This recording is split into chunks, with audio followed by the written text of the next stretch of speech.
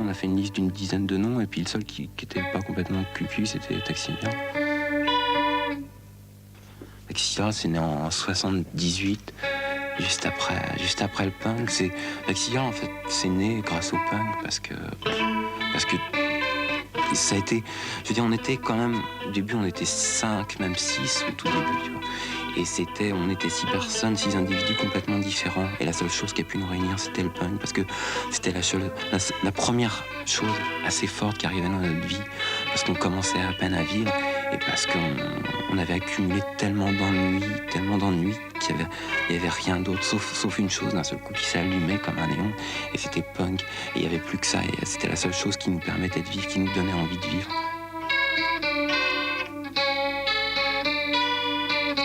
Je me souviens plus très bien en plus pourquoi j'ai acheté cette guitare. C'est parce que je suis passé un jour aux Galeries Lafayette et j'ai vu une guitare et ça me plaisait vraiment.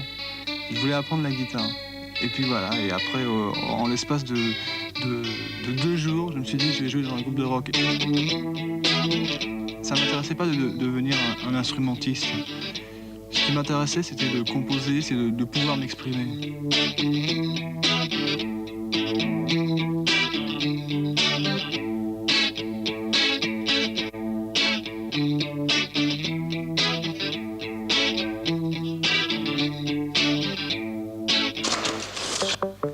J'ai peur de perdre mon âme. La joie. Rencontrer un ami, mais jamais trop longtemps. La tristesse. C'est un livre de Mishima. La séduction.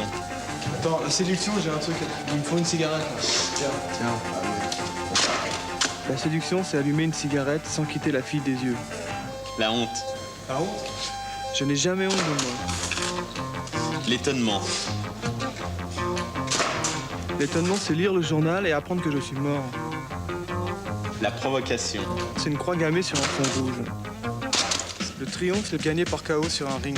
La méchanceté. La méchanceté, je suis pas méchant. La bêtise. J'imite pas la bêtise, moi. La haine. La haine ? La haine donne toujours des forces. Le mépris. Le mépris, c'est le film de Jean-Luc Godard. La timidité. Vaincre la timidité, voilà mon courage. L'angoisse. De passer pour ce que je ne suis pas. L'amour. L'amour, j'aimerais tellement le rencontrer.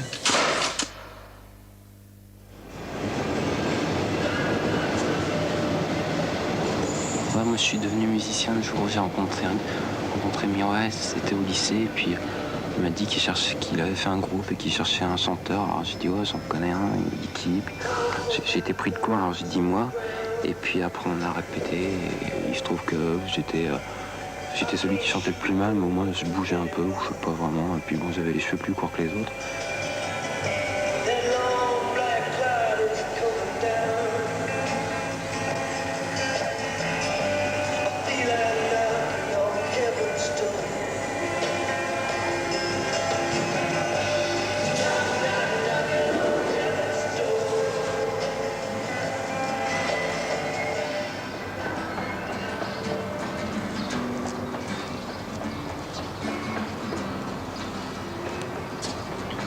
Nous sommes persévérants parce que nous n'avons rien d'autre à faire et rien à perdre. Ça, c'est même pas moi qui le dis, c'est Bob Dylan. C'est quand tu n'as rien à perdre. Et donc, la persévérance, c'est ça. C'est en fait quand tu n'as rien à perdre, tu ne peux que gagner. À 18 ans, de toute façon, tout ce que tu lis, tu dois le voler. Et puis, ouais, tu dois lire La Trappe Cœur, et puis tu dois lire Do It de Jerry Rubin. Tu dois écouter du rock, tu dois écouter Elvis et Gene Vincent. Et puis, je sais pas, tu dois écouter Dylan, et tu dois lire Dylan, et tu dois lire le Lou Reed, et puis... Knock, knock, knock on heaven's door. Knock, knock, knock on heaven's door. Man, I put a gun in the ground.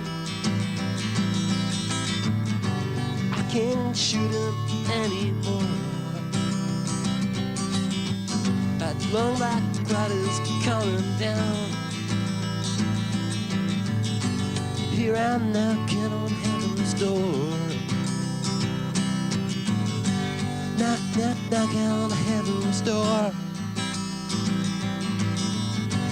Knock, knock, knocking on heaven's door. Knock, knock, knocking on heaven's door. Knock, knock, knocking on heaven's door.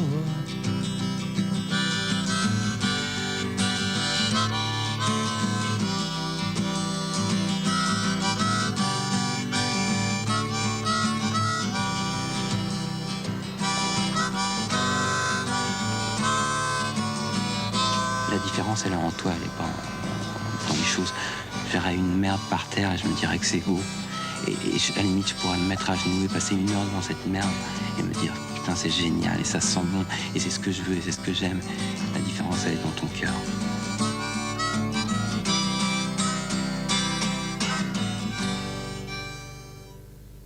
Pour les Français, il y a l'intellect d'un côté, il y a le corps de l'autre. Au Japon, il n'y a pas l'intellect, d'abord il y a l'esprit, il y a le corps et tout ça va ensemble complètement. Il n'y a pas cette espèce de différence qu'on fait en France. Je veux dire, en France, à partir du moment où un mec est musclé, ou je veux dire en Occident, tu te prends carrément pour un con, quoi. Et au Japon, il n'y a pas ça, quoi. Des sportifs en France et en Occident, c'est complètement con. Parce que dès que tu es môme, tu as un choix à faire, c'est où tu cultives ton corps ou tu cultives ton esprit.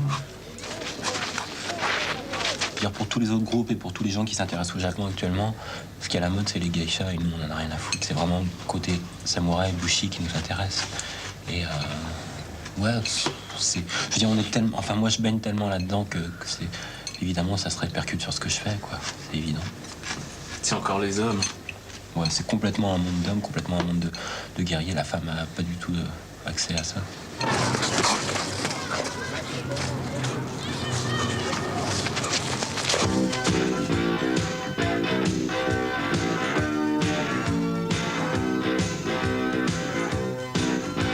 On répète pratiquement jamais, on répète uniquement qu'on doit enregistrer 15 jours avant, c'est tout. Sans cérémonie, on reste compose de son côté, moi aussi, et puis on se retrouve, on essaie de mettre nos idées en commun.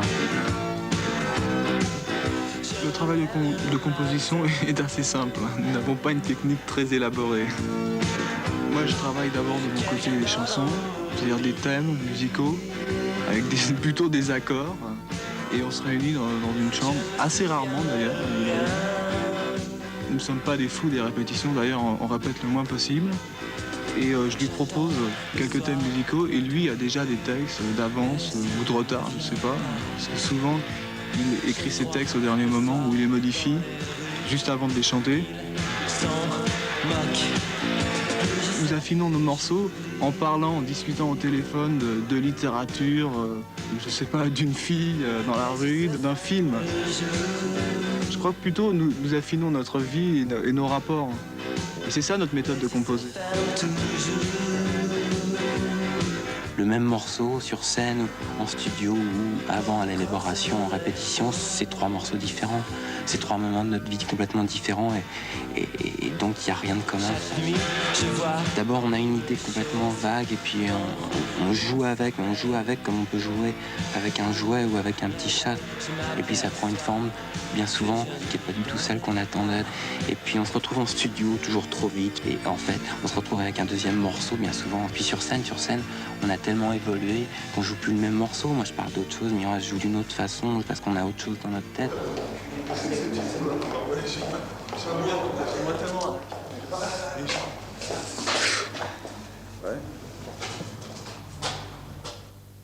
Quelque chose lentement coule dans mes veines, ce n'est pas du sang.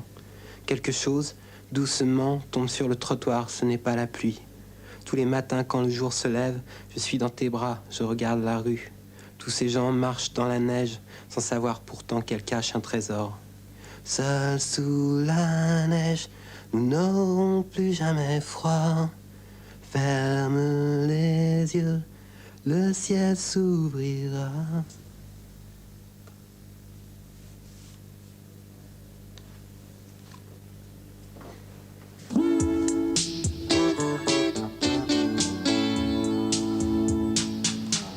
Quelque chose lentement coule dans mes veines. On enlève la voix.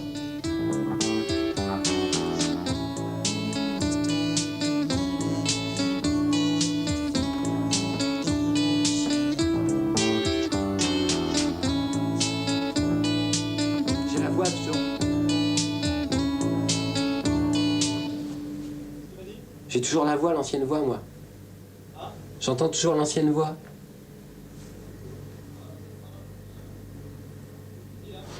Quelque chose lentement.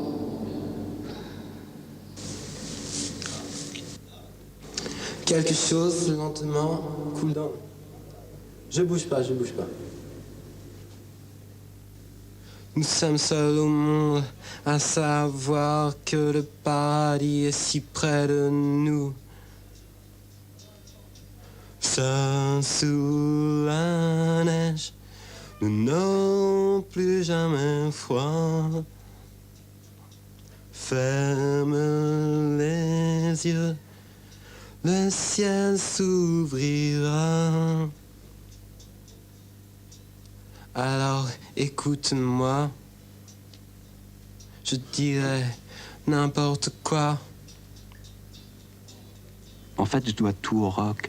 Je veux dire, si j'ai découvert, si j'ai lu Jerry Robin, c'est parce que j'ai lu un article de Patrick Hudlin qui parlait de Jerry Robin. Si je me suis intéressé à tout un mouvement de pensée underground des années 60 aux États-Unis, c'est par le rock. Et ça peut sembler complètement idiot et con, mais si je lis Malraux, c'est grâce au rock. Si un jour j'ai accepté de voir un film de Jean-Luc Godard au cinéma, c'est parce que Patti Smith avait dit que c'était génial.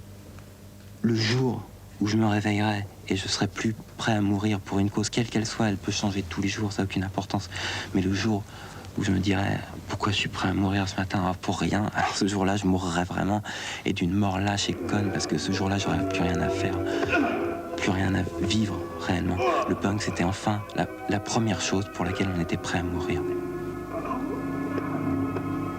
Tant qu'en ce monde vivrait, douleur ne fera que croître. C'était mort en 56.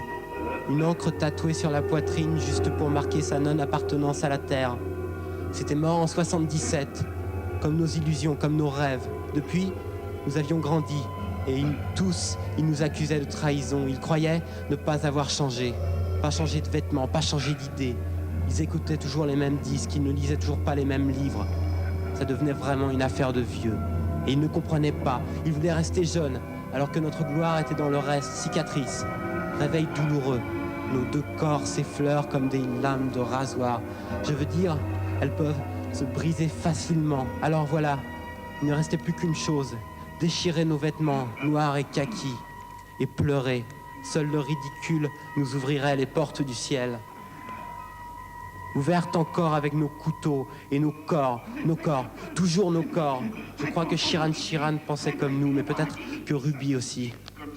Nous sommes nés quand Ian Curtis s'est pendu, ou quand Rimbaud s'est fait maître pour la première fois, ou le 24 février 1933.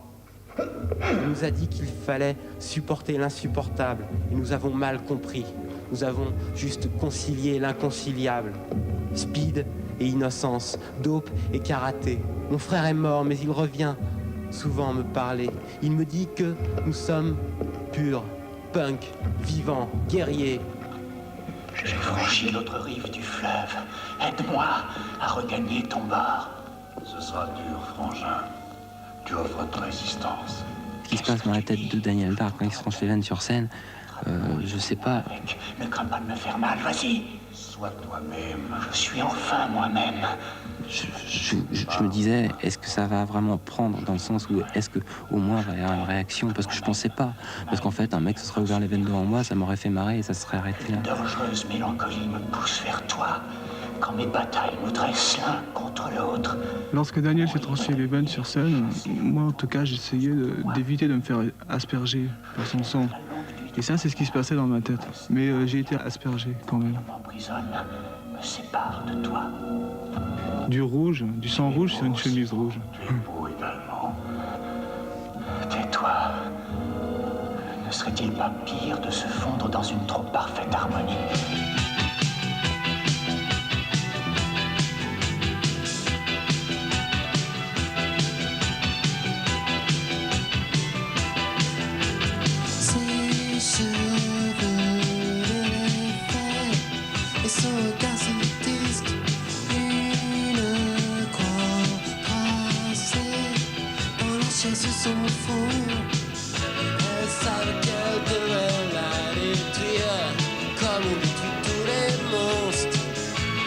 Savait qui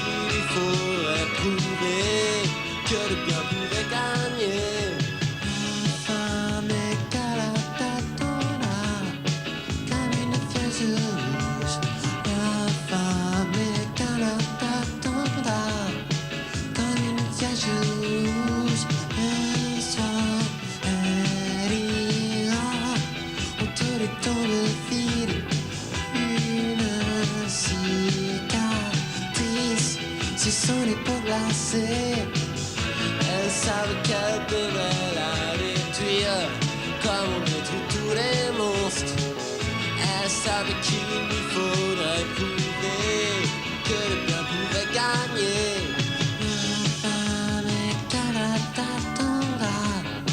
Comme une flèche rouge, l'infâme est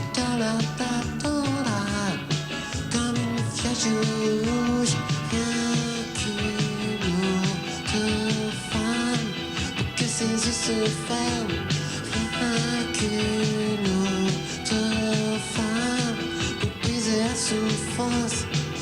Elle savait qu'elle devait la réduire, comme on tue tous les monstres. Elle savait qu'il lui faudrait prouver que le bien pouvait gagner. La femme est comme une flèche rouge. La femme est comme une flèche rouge.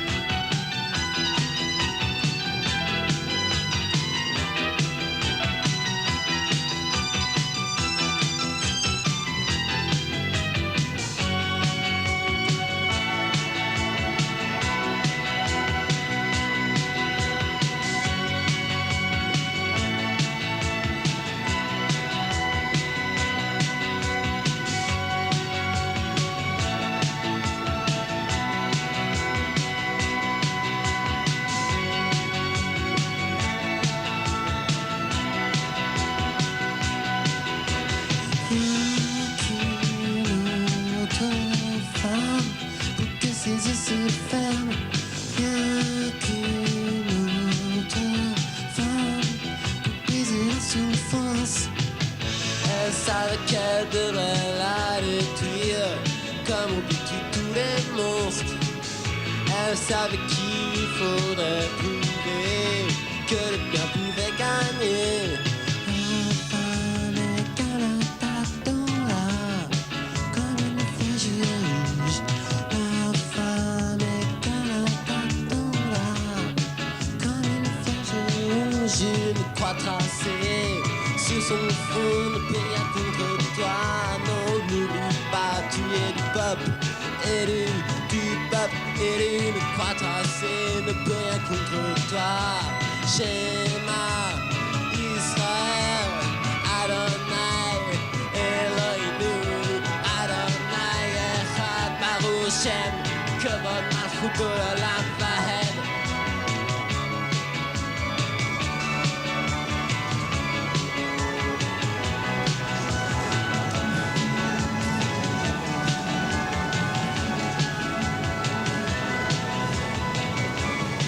La rue, c'est intéressant à un certain âge parce que c'est un champ d'activité complètement fécond, parce que tu peux faire plein de choses et que toutes ces choses ne sont pas forcément dans ce qu'on appelle la loi et que tu peux casser la gueule à un mec et partir en courant, tu peux lui tirer tout ce qu'il a et partir. Et la rue, c'est bien parce que tout est réellement permis et c'est à toi de voir ce que tu es capable de faire, ce que tu n'es pas capable. Et si dans la rue, tu essaies de faire une chose dont tu es complètement incapable, tu te ramasses. C'est complètement sans appel, quoi. Je veux dire, si tu veux y aller, faut que t'assures et puis c'est tout.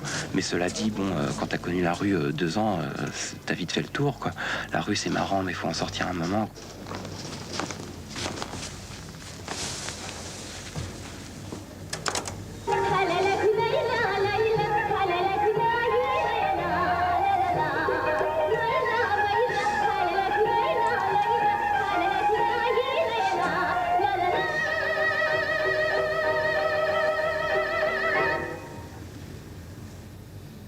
En fait, je pense pas que les livres aient une grande importance sur ce que je fais.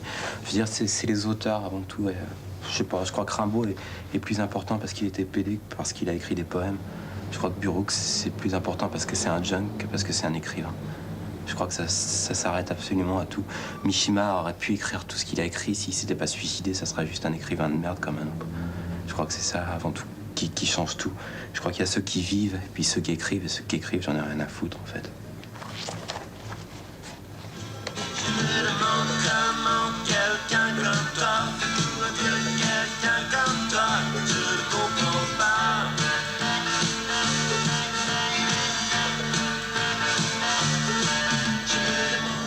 Avoir un appartement, c'est primordial, parce qu'un appartement, c'est un lieu sain, en fait.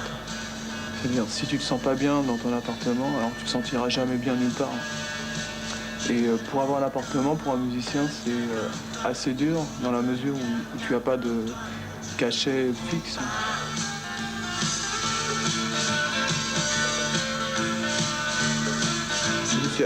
Réfugié politique apatride, c'est-à-dire son pays en fait. Et ça donne, malgré que ce soit sur le papier, en fait c'est tout à fait théorique, ça donne un sentiment d'apartheid.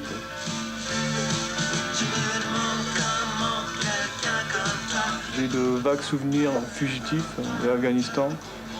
C'est assez drôle d'ailleurs comme sensation, mais parce qu'en plus à l'époque, jusqu'à l'âge de 6-7 ans, je parlais l'afghan et j'ai oublié.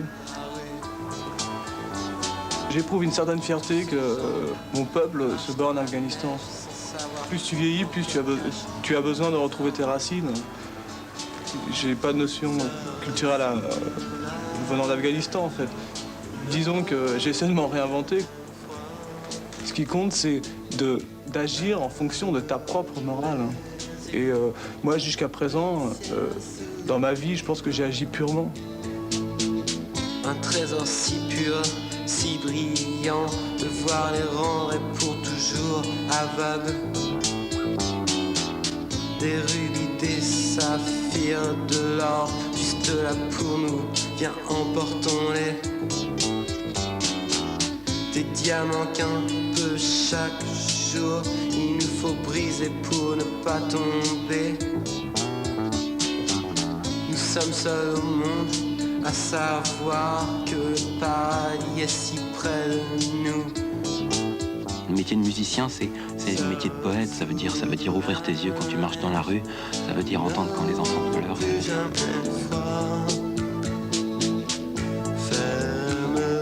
les yeux, le ciel s'ouvrira. Alors écoute-moi, je dirai n'importe quoi.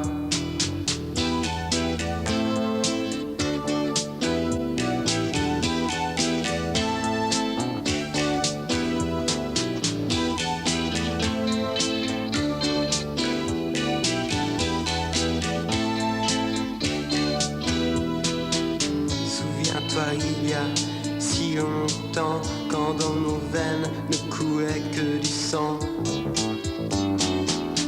Sur le trottoir, doucement, la neige tombait, nous ne comprenions rien. Je voudrais chanter quelque chose si beau, mon amour, que tu pleurerais. Ne m'en veux pas, pourtant mon amour, ce qui était beau est là, sous la neige. Seul sous la neige, nous n'aurons plus jamais froid. Ferme les yeux, le ciel s'ouvrira. Seul sous la neige, nous n'aurons plus jamais froid. Ferme les yeux, le ciel s'ouvrira. Seul sous la neige. La joie. La joie, c'est quand je trouve une paire de chaussettes propres dans mon armoire. La tristesse. Bon, la tristesse, c'est ma meilleure amie qui disparaît parce qu'elle me doit 50 sacs. La colère. La colère, je sais pas, ça me fatigue. La séduction.